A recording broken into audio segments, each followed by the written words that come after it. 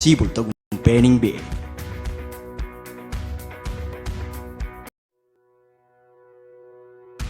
Unión Espiritista Cristiana de Pilipinas Incorporada, Region 7A, Sibol tagumpaning B.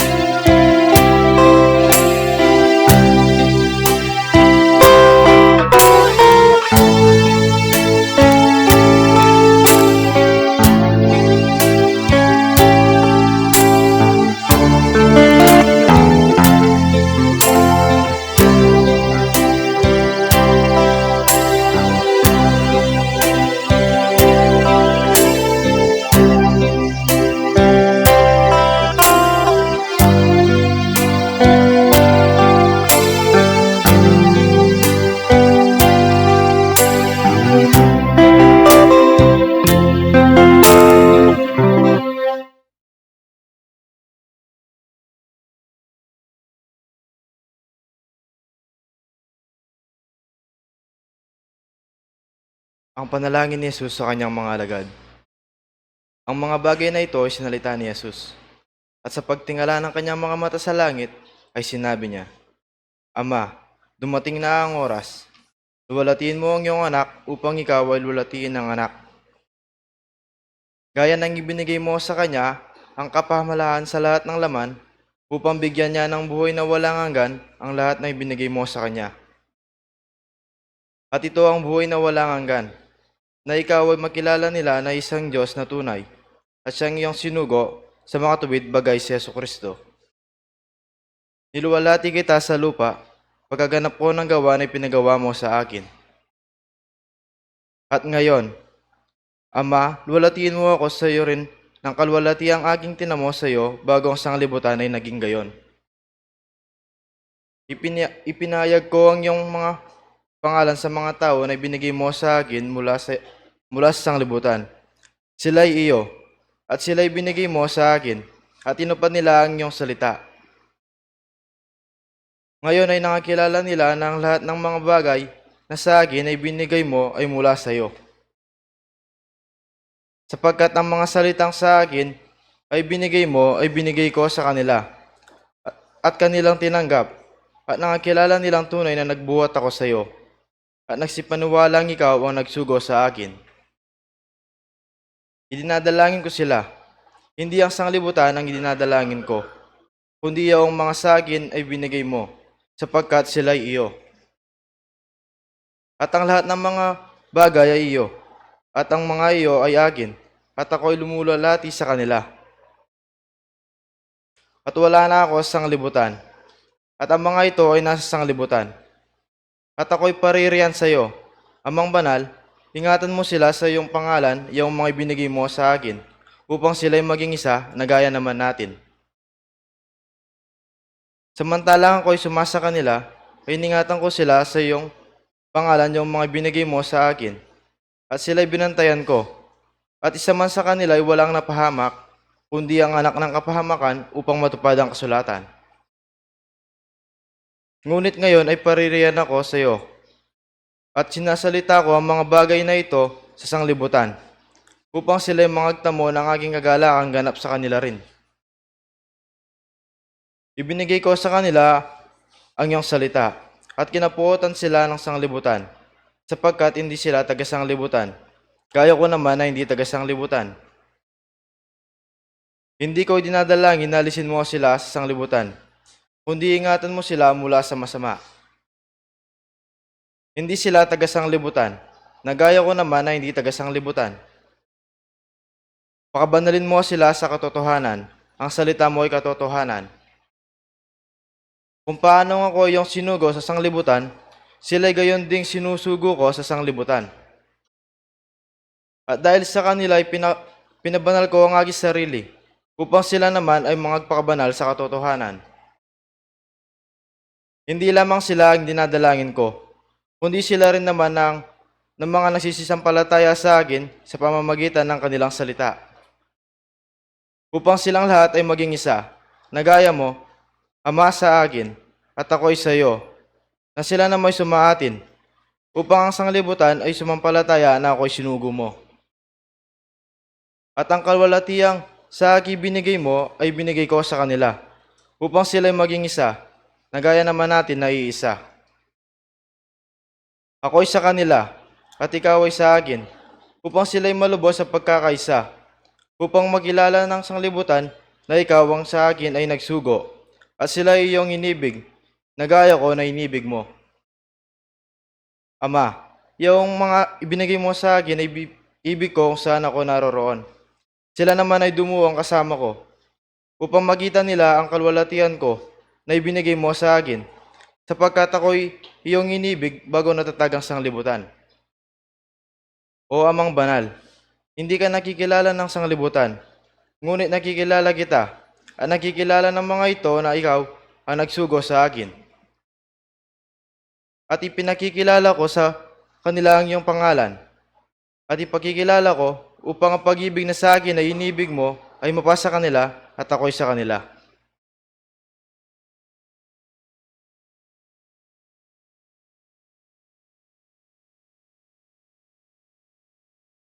talakad tamo po.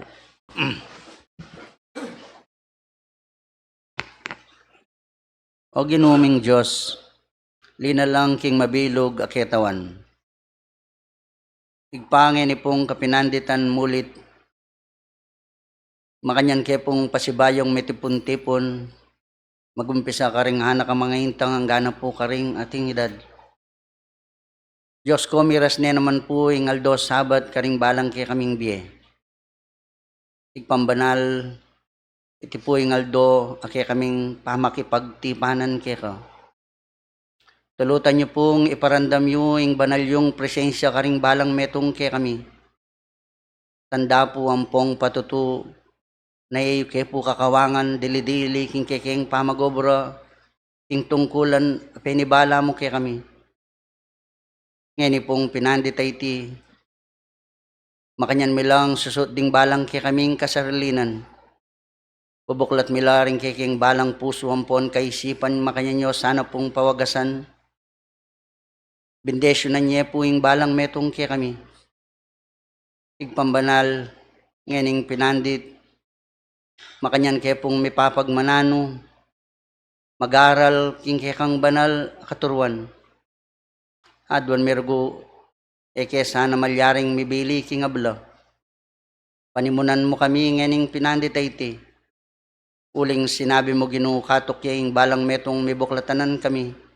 Manyawad kami, makanyan ka pong magkalob ka ring balang metong ke kami. King lagyunan ning kekeng kapaniwala ng pong kasalpantayanan. Nganing oras sa itig pambanali kaing manakit ka ring balang lalaman daring kekeng puso. Eke man manya magsalitang tunggal-tunggal kamalayan mo ngan Ginoo. Nganing oras sa iti adwan mergo tetang kapatad ming emeka dalo ang pong emeka samba nganing pinandit. Diyos ko adwan mergo karingaldo pang bukas ampon ingaldo sabat makanyan mila sana nga kayabe anong nukarin mo ke tilay ampon telaga Ginoo. Adwan mergo retang mimina ampong dirimla king karelang kasalpantayanan ampong pamaniwala. Makanyan mo sana pong pasiknangan katukuran mula king kekang upaya. Banting upayang Ginoong Diyos makanyan da ka pong puriyan ampong samban. Nganing pinanditay ti nung may kagawa ke man pong kakulangan matulid ampong karampatan king kekang banal apan lalawe. Diyos ko manyawad ke pong patawad ke ko. Salamat po Ginoo. King panibayong biyang pong sika na napeparam mo ke kami. Salamat po king lugod.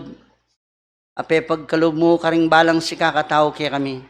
Ginoo lake pong aluwang aiblas kaniti nung emo po ing sambanda kayo pong purian.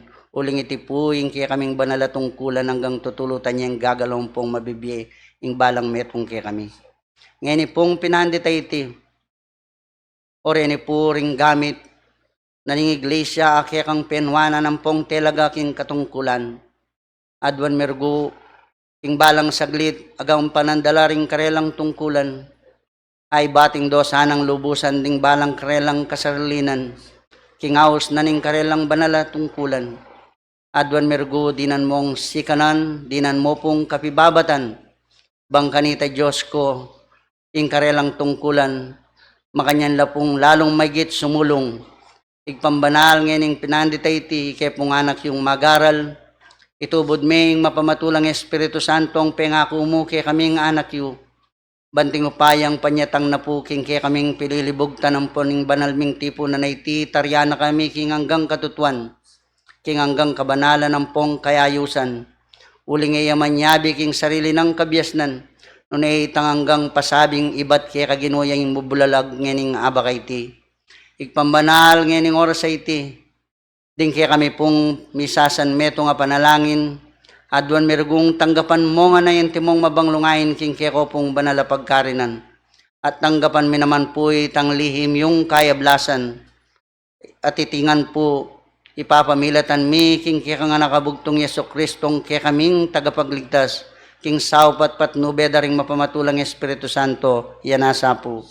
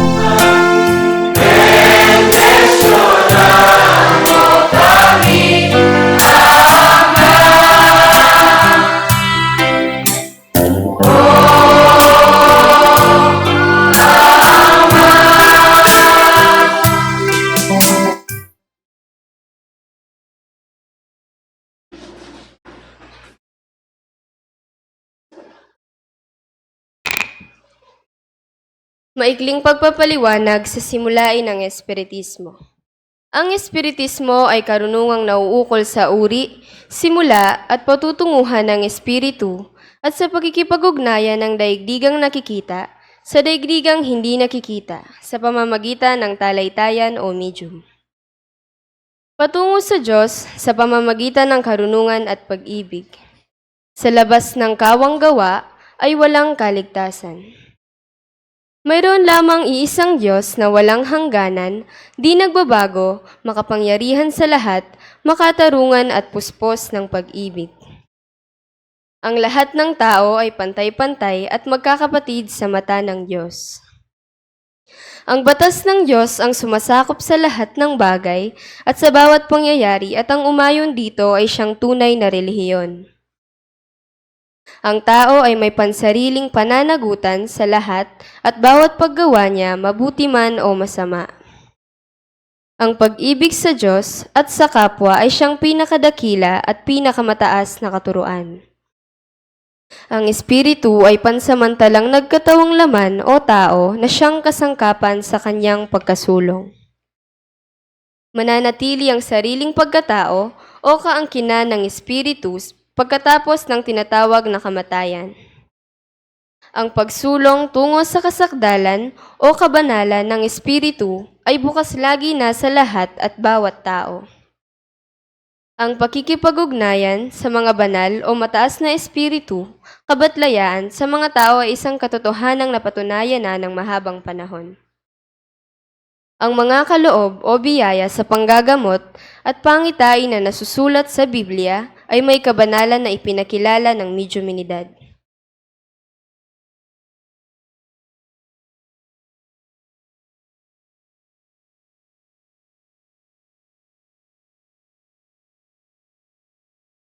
Hello, sound check. Isang magandang umaga po sa inyong lahat, mga magulang namin at mga kapatid. Bago po ako umayo sa ating paksain ngayon sa umagang ito, sa kabuuan po ng Lunduyan Pamanay at Kimbi, kami po ay nakikiramay sa pagpanaw ng ating kapatid na Matt Anastasyon sa edad na 62, no brother? Kaya po absent ang aming isang evangelista ngayon na nakababatang kapatid ni Brother Matt, si Joe Anastasyon. So, pupunta po ako sa ating paksa, ang Pilosopya ng Kabataang Mayaman. Saan po galing ang salitang pilosopya? Meron akong nabasang aklat na may pamagat na Readings on Spiritualism, isang aklat na malaking kulay green that was compiled by Brother Joaquin Cunanan. Sinasabi doon na the doctrine in Spiritism is a very vast knowledge. It combines the doctrine of philosophy, morality, and religion. Kung atin pong babalikan yung ating mga nakaraang paksa, may pamagat na ang pilosopya ng 10 dalagang walang bakas. Ngayon, ang pilosopya ng kabataang mayaman. Bakit meron pang salitang pilosopya? Bakit hindi na lang ang kabataang mayaman? Na po? So, ang pilosopya po, saan galing? Where does the word philosophy was derived? Galing po yan sa salitang, dalawang salitang ugat or two root word which are philo and sophie. Philo means love and sophie means wisdom. So it means love and wisdom. Hango rin sa ating doktrina na binasa ng kapatid na Cecilia. Yan po ang ibig sabihin ng salitang filosofya at meron pang ibang definition ng filosofya. Babasahin ko muna sandali ang ating paksa. Sa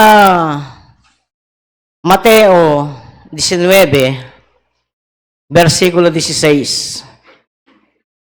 Ito po ang ginamit ko dahil mayroong pagkakaiba sa version. Ilagay mo kapatid sa Mateo 19, versikulo 16. Narito po ganito po ang sinasabi ng Panginoon.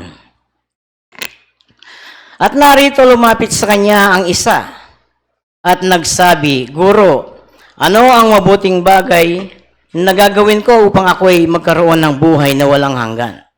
So tinatanong ng mayamang binata kung ano ang gagawin niya para siya ay magkamit ng buhay na walang hanggan. At sa 17, at sinabi niya sa kanya, bakit mo tinatanong sa akin ang tungkol sa mabuti? May isa na siyang mabuti. Datapwat, kung ibig mong pumasok sa buhay, ingatan mo ang mga utos. Sa Lucas kasi kaya hindi po ginamit ay hindi ganito ang nasusulat. Dito, diretsa.